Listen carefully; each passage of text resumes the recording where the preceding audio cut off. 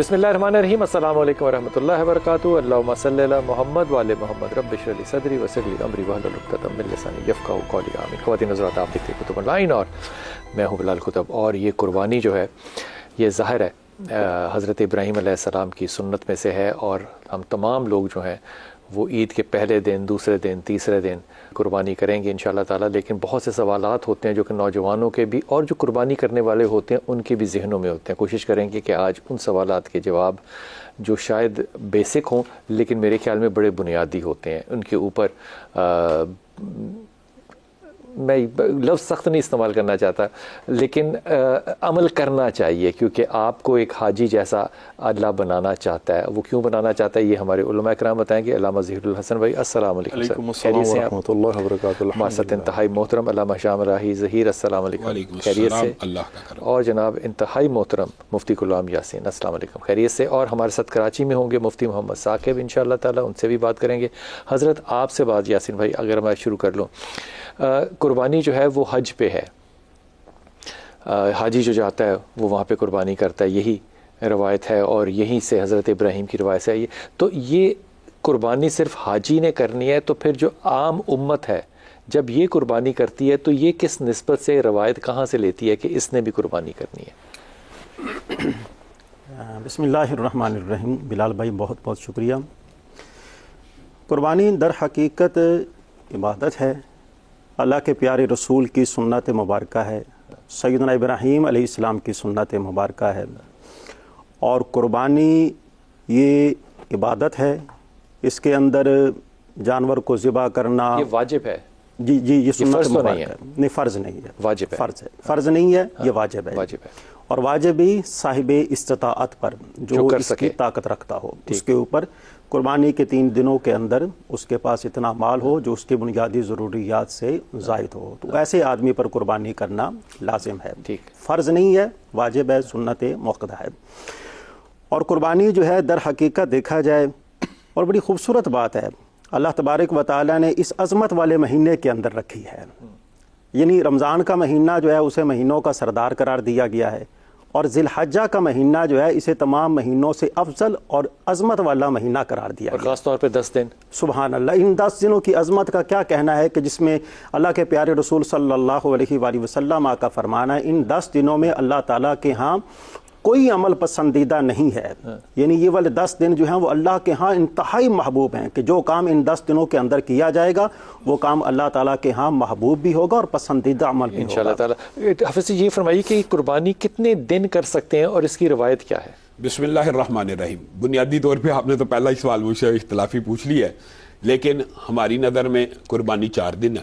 4 دن ہے۔ اس کی وجہ یہ ہے کہ ایام عربی میں 3 کم از کم یوم، یومین اور ایام کم از کم 3 کے لیے استعمال ہوتا ہے، تو ایام تشریق کے اوپر ہمارا اتفاق ہے، عید سے آگے ایام تشریق ہے، تو ایام کم از کم عید کے بعد 3 دن ہوں گے، تو 4 سے بھی قرآن پاک میں ایام معلومات اور معدودات بھی 4 دن کے اوپر دلالت کرتے ہیں۔ ٹھیک ہے، لیکن ایک بات میں ضرور کہنا چاہتا ہوں کہ ابھی جو انہوں نے بات کی ہے کہ یہ جو سنت موقدہ ہے، لیکن اس سنت موقدہ بھی بتائیں نا، یعنی جس کی رسول اللہ نے تاکید کی ہو، یعنی سنت ہو اور لیکن خود کیا بھی ہو، نہیں تاکید کی ہو کہ کیا جائے، مثلا ٹھیک ہے، لیکن اپنی قربانیاں تو انہوں نے ہمیشہ حاجیوں کے ساتھ بھجوائی تھی۔ رسول اللہ صلی اللہ علیہ وسلم نے اس کے علاوہ بھی قربانی کی ہوئی ہے، وہ جو 100 اونٹوں والی تو چلو اس کے علاوہ بھی قربانی کی ہے، بلکہ رسول اللہ کا ایک فرمان میں آپ کو بتاتا ہوں جو اس قربانی کی فرضیت کے قریب تر لے آتا بات کو۔ کیا رسول اللہ صلی اللہ علیہ وسلم نے فرمایا جس بندے کی جیب میں پیسے ہوں اور وہ قربانی نہ کرے وہ ہماری عیدگاہ میں مت آئے۔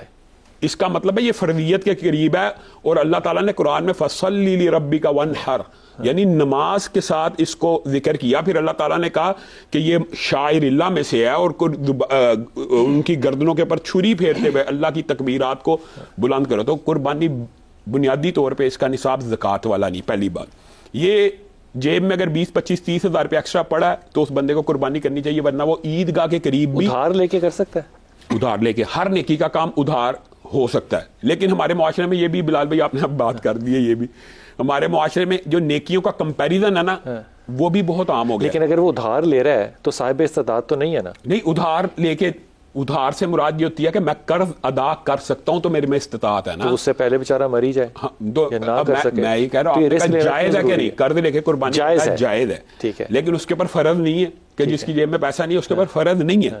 لیکن بہرحال قربانی کے جو فضائل اور مناقب ہیں وہ احادیث میں بہت زیادہ. جب ہم کہتے ہیں سنت موقدہ تو اس سے مراد حضرت ابراہیم کی سنت ہے یا رسول اللہ صلی اللہ علیہ وسلم؟ حضرت ابراہیم کی سنت کو رسول اللہ نے اپنے عمل سے زندہ کر کے دکھلا دیا.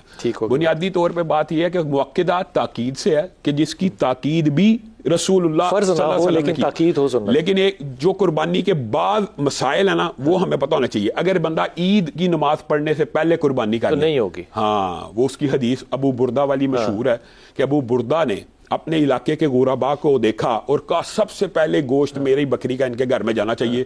وہ قربانی کر کے رسول اللہ کے پاس آگے اور آپ کے پیچھے عید کی نماز کو ادا کیا اور کہا اللہ کے رسول آج میں نے بڑا نیکی کا کام کیا. میں نے صبح ہوتے ساتھ سب سے پہلا جانور جو تھا میرا خیال میں مدینہ میں میرا کٹا اور لوگوں کے گھر گھر میں اس کا گوشت تقسیم ہوا.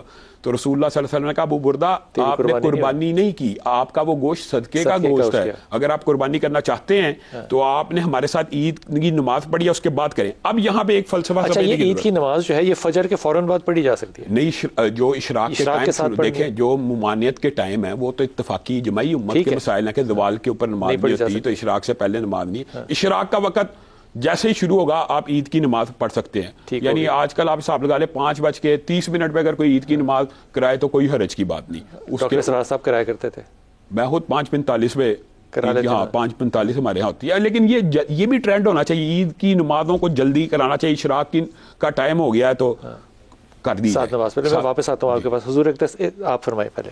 جی اعوذ باللہ من الشیطان الرجیم, بسم اللہ الرحمن الرحیم.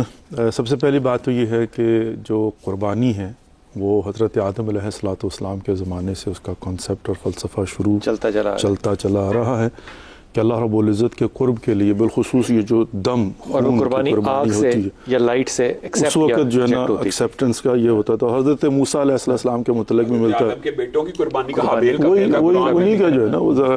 اور حضرت موسیٰ علیہ السلام کے متعلق بھی ہوتا ہے یہ کہ جب اللہ رب العزت نے کہا کہ عذاب کرنے والا ہوں تو بنی اسرائیل سے کہا تھا کہ آپ لوگ قربانی کر کے جو ہے وہ اپنے دروازوں پر خون لگا دیں تاکہ عذاب کے فرشتے ان پر عذاب نہ کریں.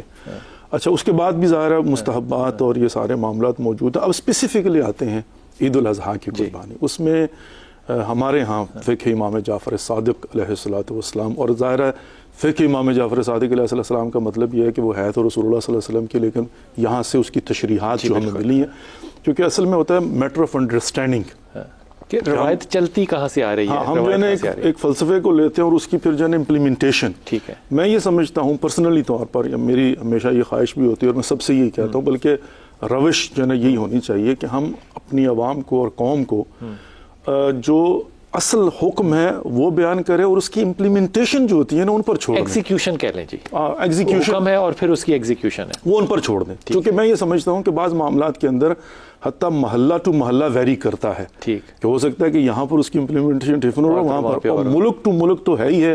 اور اسی طریقے سے ظاہر ہے جو پوش ایریاز ان کے اپنے معاملات ہیں, ہو سکتا ہے جو چیز یہاں پر مستحب مؤکد ہے اس کی امپلیمنٹیشن میں وہ مکروہ ہو جائے کہیں پر جا کر نا. میں اس کے بعد لوکل لاز کی وجہ سے یا کسی بھی مجبوری کی میں آپ کو اس کی جو ہے نا بعد میں مثال بھی دوں گا انشاءاللہ. چونکہ اس وقت امریکہ کے اندر بالفرض جو ہے نا وہ قربانی کا گوشت دینے کے لیے وہ اس قدر مسائل بنے ہوئے ہیں, پھر ہمیں بیٹھ کر جو ہے نا اس کو نکالنا پڑتا ہے کہ کیا اس کا حل کیا جائے. دلیل انہوں نے جو بات کی ہے انڈیا ادھر گائے نہ کریں مسلمان, یہ صحیح کہہ رہے ہیں, یہ ون آف دیم. اچھا ٹھیک ہے, میں سب سے پہلے تو ہمارے نزدیک جو ہے حج پر جو حاجی جائے گا واجب ہے. اور بائی دا وے ہمارے قبلہ صاحب فرما رہے تھے کہ واجب نہیں ہے اور واجب ہے فرض نہیں ہے. واجب اور فرض ایک ہی چیز ہے تقریباً, تھوڑے سے ڈفرنس کے ساتھ. سنت مؤکدہ جو ہے یا مستحب مؤکدہ چونکہ فرض کے قریب ترین تاکید کی گئی نا, انسسٹ کیا گیا, لیکن ایٹ دی اینڈ واجب تو نہیں ہے نا. جب ایک چیز واجب نہیں ہے, یہ بات سمجھیے گا, جب واجب نہیں ہے تو اس کے اوپر لازم اور واجب ہونے کے قوانین بھی صادق نہیں آئیں گے. جب وہ خود واجب نہیں ہے ٹھیک تو پھر اس کے اندر جو لیمیٹیشنز ہیں نا وہ اور ہو جائیں گی. کہ آپ نے فجر کے بعد نہیں کرنا, سورج نکلنے کے بعد, وہ تو ہے ہی مستحب ہمارے نزدیک جو ہے نا, تو فجر کے بعد بھی کر لیں گے. تو ہاں جب حج پر گئے ہوئے ہیں اور واجب ہے تو اس کے اوپر جب تک ہم لوگ جو ہے نا وہ صبح میں حج پہ گیا ہوں جب تک سورج نہیں نکل آتا اور جب تک میں عید کی نماز جو نہیں پڑھ لیتا ہوں، چونکہ وہاں پر سیکوینس ہے نا کہ میں نے پہلے جو ہے نا نماز پڑھنی ہے، اس کے بعد قربانی کرنی ہے، پھر اس کے بعد حلق یا تقسیر کرنے کے بعد میں نے محرم جو ہے نا حالت احرام سے باہر، تو وہ ایک الگ چیز ہے. لیکن اب ایک مستحب ہے، جب ایک چیز مستحب ہے، مجھ پر واجب ہی نہیں ہے، اب میں کرنا چاہتا ہوں پیئر پریشر کی وجہ سے، معاشرے کی وجہ سے، پورا محلہ کر رہا ہے، میں نے بھی کرنی ہے، تو لیکن ہے تو مستحب نا. تو ایک بندہ جو ہے نا اس کو واجب سمجھ کے کر رہا ہے، ایک بندہ مستحب سمجھ کے، میں کو تمہاری قبول نہیں ہے بھائی، اس کیٹیگری میں میری قبول نہیں ہوگی، لیکن یہ کیٹیگری فرق کرتی ہے، لیسر کیٹیگری ہو سکتی ہے چونکہ جو ہے وہ ڈیفرنٹ ہے. اچھا تو نمبر اس بات کو کلیئر کرنا بڑا ضروری ہے کہ آپ اگر فتویٰ لگائیں گے، فتویٰ وہاں پر جا کر لگے گا جہاں پر اس کی ماہیت سمجھ میں آ جائے آپ کو نا. ہمارے نزدیک جو ہے نا فار ایگزامپل اس کی ماہیت جو ہے مستحب کی ہے. اس کا مطلب آپ نماز سے پہلے قربانی کو کر لیں، کیا فرق پڑتا ہے؟ اس لیے کہ حج پر تھوڑی ہوں میں، مجھ پر واجب تھوڑی ہے، مستحب ہے. میں تو خدا کی، اللہ رب العزت کی خوشنودی کے لیے، خدا کے قرب کے لیے، سنت حضرت ابراہیم علیہ السلام کو بجا لانے کے لیے، رسول اللہ صلی اللہ علیہ وآلہ وسلم کی سنت کو احیا کرنے کے لیے. لیکن نماز پڑھ کے اگر میں کروں تو میں حاجیوں کے قریب ترین نہیں ہو جاتا؟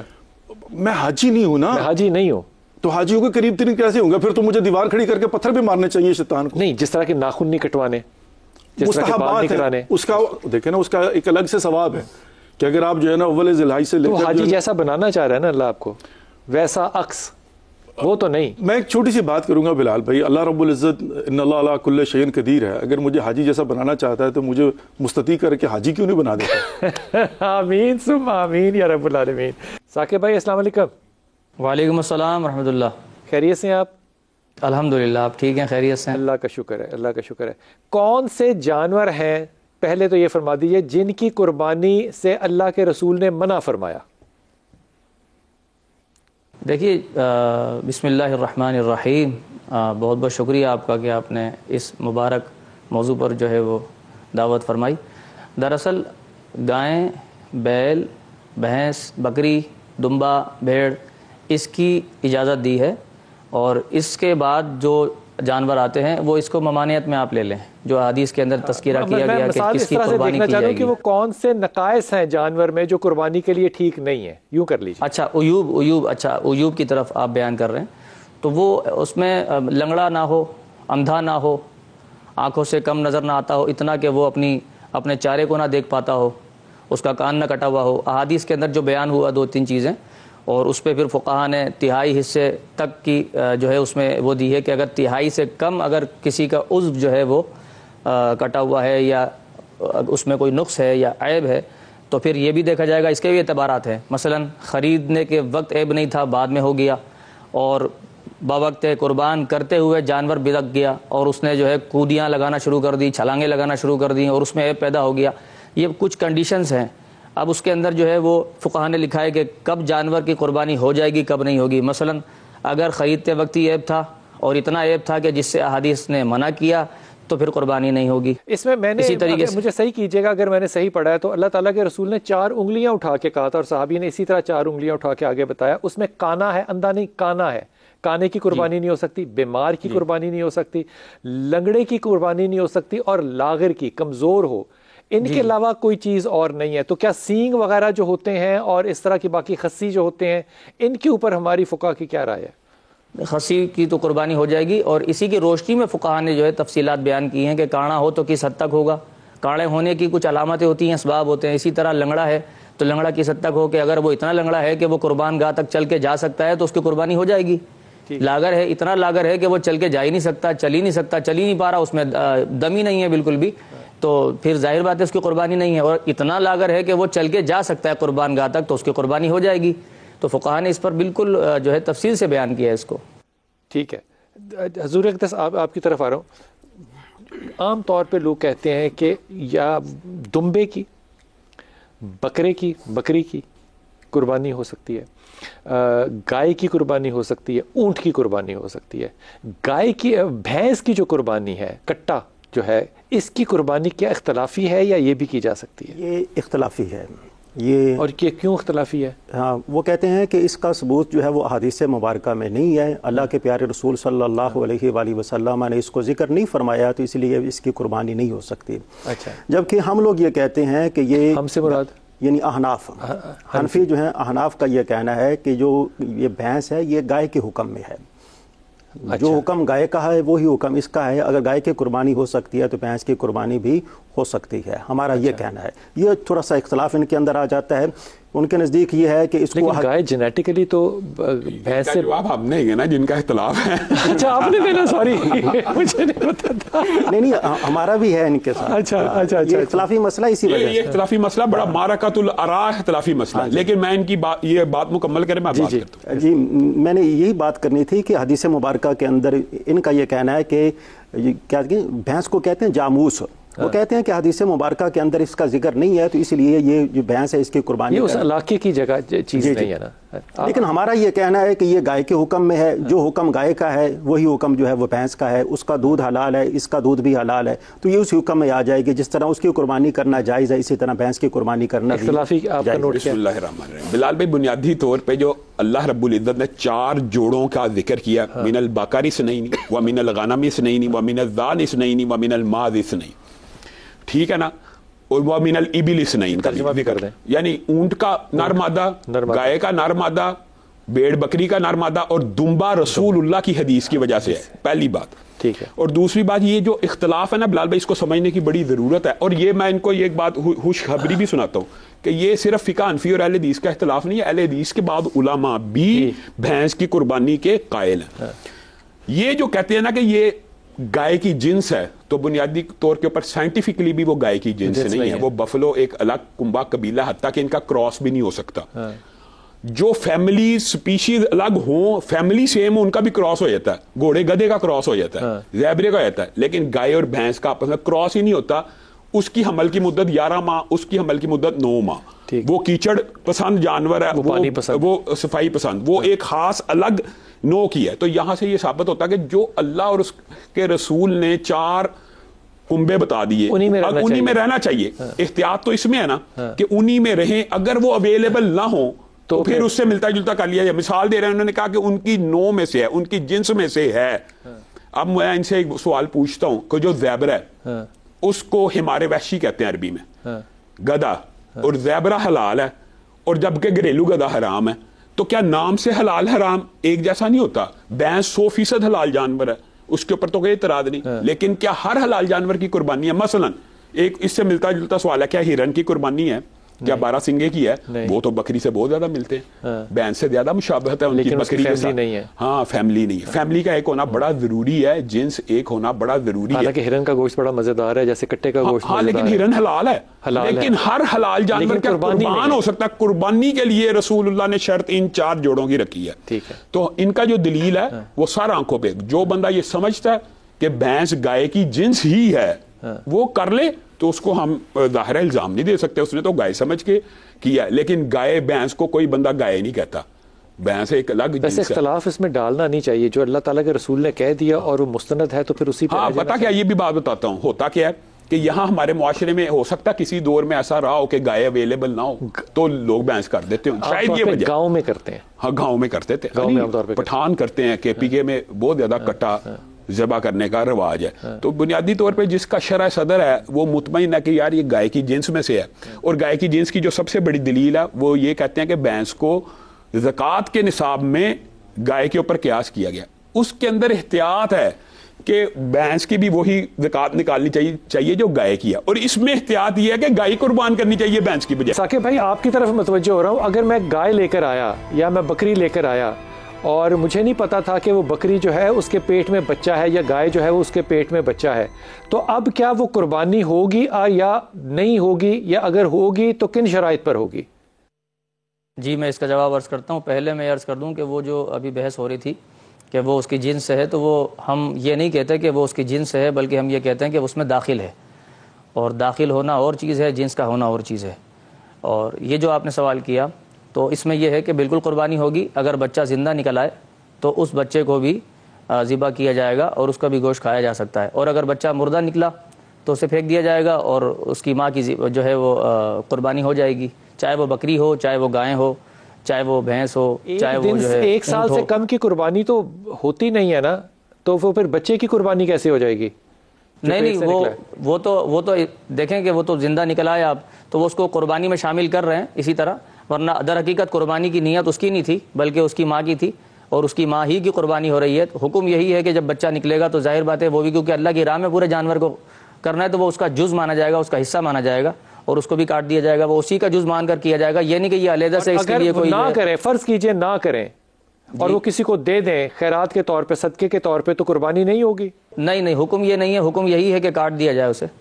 حکم کہاں پہ ہے, یہ کس کا مطلب حکم ہے؟ روایت کوئی بتائیے گا. دیکھیے اس میں بہت ساری چیزیں جو ہیں فقہا نے جو لکھی ہیں احادیث کی روشنی میں ہی لکھتے ہیں, اور اس کو اگر آپ ہر چیز کو احادیث میں اگر تلاش کرنے بیٹھ جائیں گے کہ یہ چیز حدیث میں ہونی چاہیے, تو بہت ساری چیزیں حدیث میں نہیں ملیں گی. میں یہ نہیں کہہ رہا کہ حدیث سے ثابت کریں, میں یہ آپ سے عرض کہہ رہا ہوں کہ چونکہ ایک جانور کی ایک عمر کی قید ہے نا, کہ وہ عمر اتنی ہو, اس کے 2 دانت نکلے ہوئے ہوں, وہ اس سے چھوٹا نہ ہو, تو پھر ایک بچہ جو پیٹ سے نکلا ہے اس کی قربانی کیسے؟ نہیں, اس کی وہ جو اس کا جز ہے, اس کی ماں کی عمر کی طے ہو گئی ہے کہ وہ اگر بکری ہے تو وہ 1 سال کی ہے, گائے ہے تو 2 سال کی ہے, اونٹ ہے تو 5 سال کا ہے, تو یہ تو ان کی عمریں طے ہو گئی ہیں, اور ان کو اسی غرض میں جو ہے وہ ذبح کرنے کے لیے اللہ کی راہ میں پیش کیا. اب اس میں سے اگر بچہ نکل آتا ہے تو اس کا علیحدہ سے آپ اس کی عمر کا تعین نہیں کریں, کیونکہ ابھی تو پیدا ہی نہیں ہوا وہ. ٹھیک ہوگی, تو وہ اس کا جز مانا جائے گا. ڈالیے گا ذرا کہ حکم کیسے ہے, اور پھر معصوم ہے. بالکل میں مفتی صاحب کی بات کے ساتھ اتفاق کرتا ہوں, جو انہوں نے کہا ہے بالکل درست کہا ہے. حکم بھی یہی ہے کہ اگر جانور حاملہ ہو تو جو حکم حاملہ جانور کا ہے وہی حکم اس کے بچے کا بھی ہے, خواہ اس کی عمر کی مدت مکمل ہو یا نہ ہو. مکمل تو ہوگی نہیں نا, کسی صورت نہیں ہو سکتی. یعنی ایک صورت یہ بھی ہے نا کہ اگر اس کو پروان چڑھایا جاتا ہے, جس طرح کے بھی آپ فرما رہے تھے نا, اگر اس کو اس کے ساتھ قربان نہیں کیا جاتا علیحدہ سے, یعنی کہ اس کو قربان نہیں کیا جاتا, علیحدہ سے اس کو پالا جاتا ہے, تو پھر بھی اس کا یہی حکم ہے کہ اس کو قربان کیا جائے گا. جی ٹھیک. بلال بھائی بنیادی طور پہ ایک میں بات ضرور واضح کرنا چاہتا ہوں کہ یہ جو آپ نے بات کی ہے نا, یا ثاقب بھائی نے بات کی ہے کہ 1 سال 2 سال اور 5 سال, حدیث کے اندر یہ لفظ جو ہے نا وہ مسنہ کے ہیں. لا تذبحوا الا مسنہ, مسنہ سے مراد 2 دانتا, جب تک 2 دانت طلوع نہ ہوں تب تک نہیں. اس کا مطلب یہ ہے اگر یہ عموم ہے کہ 1 سال میں بکری کے نکل آتے ہیں یا بکرے کے نکل آتے ہیں, 2 سال میں گائے کے نکل آتے ہیں, 5 سال میں اونٹ کے, لیکن مثال دے رہا ہوں, ایک بکری 1.25 سال کی ہے اور اس کے 2 دانت نہیں نکلے, اس کی قربانی نہیں ہو سکتی, نہیں ہے, شریعت میں نہیں ہے. لا تذبحوا الا مسنہ, لیکن آگے رسول اس کے اندر ہمارا جو جزوی اختلاف یہ ہے کہ اس بچے کو دوندا کر کے قربان کیا جائے, جیسے انہوں نے بھی وضاحت کر دی ہے کہ اس کو پال لیا جائے, چونکہ اس کی ماں کی قربانی کی تھی, اس کو پالا جا سکتا ہے اس کو, لیکن اس کی نیت بھی قربانی کی رہے گی, لیکن اس کا انتظار کیا جائے. ہاں, اس کا انتظار کرنا چاہیے. یعنی کہ اس کا مطلب اس کو اگلے سال کیا جا سکتا ہے, اگلے سال, یعنی جب 2 دانتا ہو جائے. لیکن 2 دانتے کا ایک مستثنا بھی ہے, وہ حدیث اسی میں ہے کہ رسول اللہ صلی اللہ علیہ وسلم نے کہا اگر جیب اجازت نہ دے تو بھیڑ بکری دمبے کی نسل کی 1 سال. وہاں پہ ہمارے معاشرے میں کیا ہوتا ہے بلال بھائی, 6 ماہ کا ہو گیا جی, لگ جاتا ہے. 6 ماہ کا بھیڑ بکری بھی نہیں لگتی. اگر جیب میں پیسے ہیں نا 30,000 اور 30,000 کا دوندا جانور اویلیبل ہے, آپ بھیڑ بکری کا 1 سال کا جانور نہیں لے سکتے. 30,000 کا ہے کوئی اویلیبل دوندا جانور؟ میں مثال کے طور پہ خدا کا نام ہے, مثال بھی وہ دیں جو کہ کوئی عقل کو لگے. تو 2 دانت کم از کم کی شرط ہے. 3 لاکھ کی گائے ہے اس وقت, 3 لاکھ کی گائے ہے اس وقت, لاکھ روپے مل جاتی ہے. ہاں 2 لاکھ کی مل رہی ہیں. وہ جو ملتی ہے نا اس کے اوپر آپ کو شک ہوتا ہے کہ یہ صحت مند ہے کہ نہیں ہے. آپ نے حدیث پڑھی ہے کہ اس میں 4 شرطیں ہیں, وہ پوری کریں. بلال بھائی ایک بات میں بتاؤں, وہ 4 شرطیں ایک حدیث میں ہیں کہ لاغر نہ ہو, ہڈیوں کا گودا نہ, جو صحیح حدیث ہے. لیکن جو آپ نے بات کی نا کہ باقی کہاں, وہ سینگ کا ٹوٹا ہونا اور کان کے کٹے ہونے کی حدیث الگ موجود ہے. یعنی آدھے سے زیادہ کان کٹا ہو تو بھی نہیں ہوتا, اور آدھے سے زیادہ سینگ ٹوٹا ہو تو بھی نہیں ہوتا, پھر بھی نہیں ہوتا. حضور اقدس, آپ کے ہاں کون کون سے جانوروں کی قربانی جو ہے وہ بالکل جائز ہے, کون سی نہیں, اور اس جانور میں عمر کتنی ہونی چاہیے؟ سارے مسائل مشترکہ ہیں, مشترکہ, کوئی اس میں اختلاف نہیں ہے, الا یہ کہ ہمارے ہاں خصی جو ہوتا ہے یہ اختلاف ہے, وہ نہیں ہوتا. عیب سمجھتے وہ بھی عیب جو ہے نا اس کے اندر آتا ہے. نہیں, رسول اللہ صلی اللہ علیہ وسلم سے اصل میں چتکبرا مینڈا صحیح حدیث میں خصی ثابت ہے, لیکن فقہ جعفریہ میں نہیں ہے. لیکن خصی تو جانور کو عام طور پہ اس لیے بھی کر لیتے ہیں تاکہ وہ زیادہ صحت مند اور جلدی بڑھ جائے اور گوشت بڑھ جائے. خصی, یہ بات انہوں نے درست نشاندہی کی ہے کہ یعنی فقہ جعفریہ میں خصی جانور عیب ہے, فقہ یعنی اہل سنت کے اندر عیب نہیں. کسی میں بھی کسی میں اختلاف نہیں ہے, لیکن ان میں ہے. ہم اس کو جو ہے آپ سمجھتے ہیں, اور اس کی قربانی جو ہے وہ جائز نہیں ہے, حتیٰ حج پر بھی جائز نہیں ہے. اگر وہاں پر جا کر جو ہے وہ پتہ کیسے چلتا ہے, وہ تو پرچی ہے ساری. نہیں پرچی, لیکن وہاں پر پتہ کیسے چلے گا, پرچی پہ کیسے لکھا ہو سکتا ہے.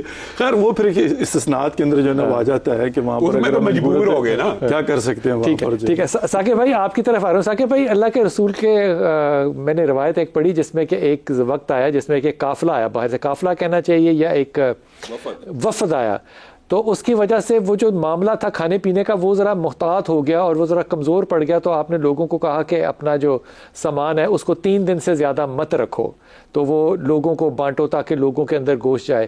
اب یہ جو ہمارا رکھنے والا سامان ہے, سودا جو ہم گوشت رکھ لیتے ہیں, اس پہ ذرا توجہ فرمائیے گا کہ اس کو رکھنا جو ہے وہ 3 دن کے اندر تو اس لیے کہا کیونکہ وہ لوگ آ گئے تھے تو بانٹیں. ہم جو اس کو مہینوں فریز کر لیتے ہیں, یہ قربانی کی صحت پہ کوئی فرق پڑتا ہے یا نہیں پڑتا؟ اور پھر یہ بھی فرمائیے کہ وہ جو ہم کہتے ہیں 3 حصے ہیں, تو قربانی میں اپنا حصہ رکھنا جو ہے وہ کہاں تک افضل ہے یا کہاں تک افضل نہیں ہے, یہ فرمائیے گا. جی میں عرض کرتا ہوں, اس پر تھوڑا سا میں عرض کروں گا پچھلے سوال کے حوالے سے کہ وہ بچے کے اوپر جو بات ہو رہی تھی کہ اس کو جو ہے وہ پالا جائے اور یہ کیا جائے وہ کیا جائے. تو ایسا کوئی ثبوت کہیں نہیں ہے کہ جی اس کو نکالا جائے, پالا جائے اور اس کے بعد پھر اس کی قربانی کی جائے. یہ تو لیٹ ڈیلے کرنے والی بات ہے. اس کا جز سمجھ کر اس جانور کا بچہ جو ہے, فقہا نے یہ لکھا ہے, امام اعظم ابو حنیفہ صحابہ کے دور کے تھے اور صحابہ کے دور سے انہوں نے جو ہے وہ تعلیم حاصل کی ہے, وہ ان سے زیادہ حدیثوں کو جانتے تھے اور وہ زیادہ بہتر سمجھتے تھے ان چیزوں کو, اس لیے انہوں نے اس کی روشنی میں ہی جو ہے اس کو بیان کر دیا ہے. تو یہ فقہ حنفی کے مطابق بالکل درست بات ہے. ٹھیک ہوگی بات. اب یہ بتائیے گوشت رکھنے والے پہ کیا صورت ہے؟ جو آپ نے فرمایا اس حوالے سے یہ ہے, یہ دیکھیں یہ ایک تو ایک لاجیکل بات ہے, یعنی ایک عقل کو بھانے والی بات ہے. اب جب آپ نے عقل پہ آنے والی بات کی تو میں اس کو عقلی جواب آپ کو دوں گا کہ دیکھیے ایک آدمی پیسے خرچ کر کے جانور لیتا ہے اور وہ ذبح کرتا ہے, اس کا کچھ نہ کچھ تھوڑا بہت تو دل کرتا ہے کہ میں بھی کھا لوں, اور شریعت نے اس کو منع نہیں کیا کھانے سے. حدیث میں بھی ثابت ہے کہ قربانی کا جانور جو ہے سب سے پہلے نبی پاک علیہ الصلوۃ والسلام نے اس سے تناول فرمایا. بے شک. تو اب اگر وہ یہ چاہے کہ میں اس کو رکھوں اور اپنے اہل و عیال کو دوں, بعض لوگ ہوتے ہیں کہ وہ ان کے رشتہ دار جو ہیں قریب نہیں ہوتے, دور ہوتے ہیں, چلو جو آئیں گے تو پھر ان کو قربانی کا گوشت پیش کر دیا جائے گا. تو اس میں ممانعت کہیں نہیں ہے کہ آپ اگر ممانعت ہے کہیں تو پھر نہ رکھیں, لیکن لاجیکل منع کر دیں کہ یہ رکھنا نہیں چاہیے, تقسیم کر دینا چاہیے. اور وہ جو 3 حصے والا معاملہ ہے نا وہ مستحب ہے. اگر کوئی اس پر عمل نہ کرے تو گناہگار نہیں ہوگا. اگر وہ ایک پورا کا پورا جانور کاٹ کر پورا کا پورا صدقہ کر دے تو بھی ٹھیک, اور پورا کا پورا کاٹ کر فریج میں رکھ لے کہ ہم آرام سے کھا لیں گے, کوئی مسئلہ نہیں, وہ اپنی محتاجی دور